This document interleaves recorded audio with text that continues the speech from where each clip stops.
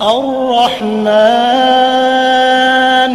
علم القرآن خلق الإنسان علمه البيان الشمس والقمر بحسبان والنجم والشجر يسجدان والسماء رفعها ووضع الميزان ألا تطغوا في الميزان وأقيموا الوزن بالقسط ولا تخسروا الميزان والأرض وضعها للأنام فيها فاكهة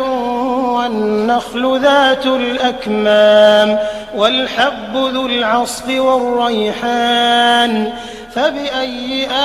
آلاء ربكما تكذبان خلق الإنسان من صلصال كالفخار